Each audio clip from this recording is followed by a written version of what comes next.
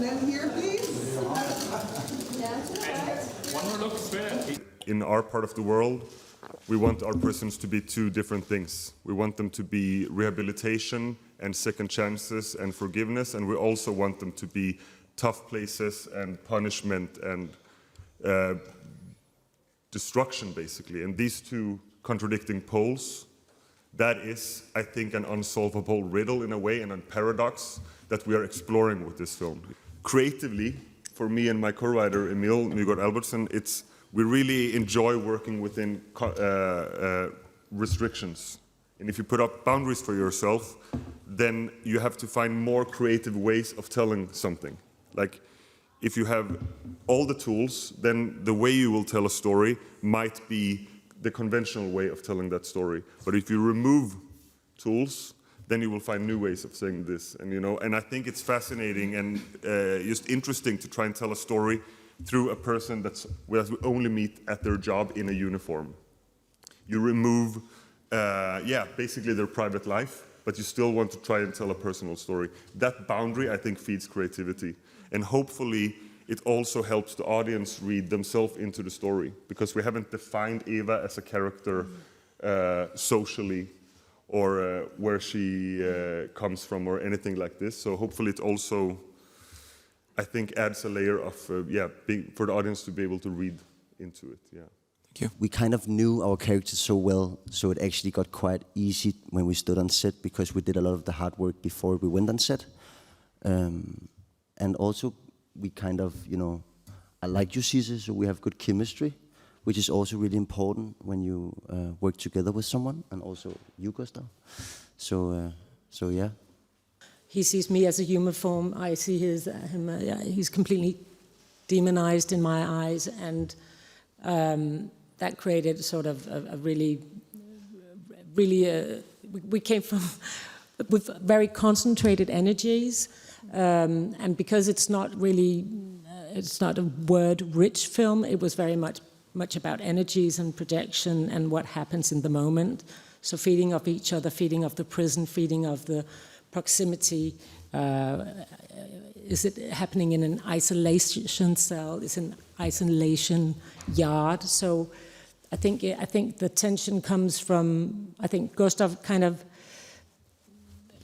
makes the scene, it's always walls of the prison in that, oh Jesus, I'm an existentialist, I'll just keep, yeah. A cell or a framework, basically. And yeah. I think, and to just go back to, it's like, as Sebastian said, there was a lot of preparation, and then I think it was about, for me, just creating a space, and then for the actors to do their thing, which they do brilliantly.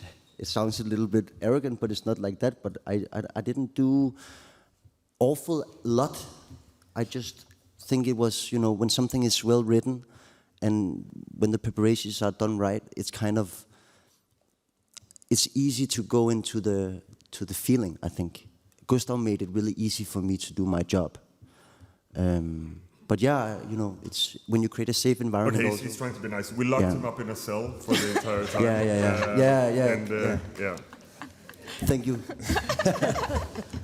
No, yeah. So I don't know. I just think I tried to put my put on Mikkel, and that was to do him more childish.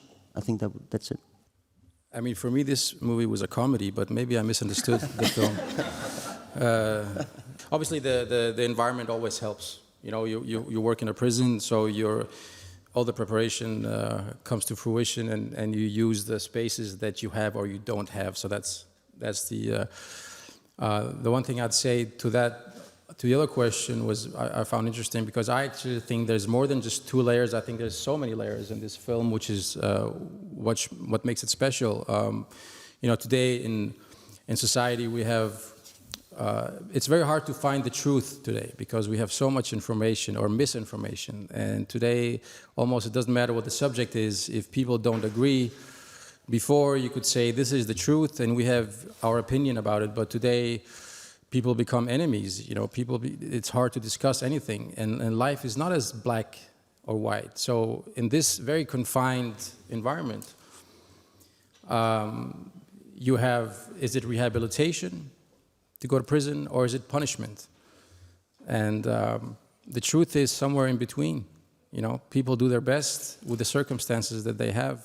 You know, Sidse's character wants to rehabilitate. That's not how you say it, but you know what I mean.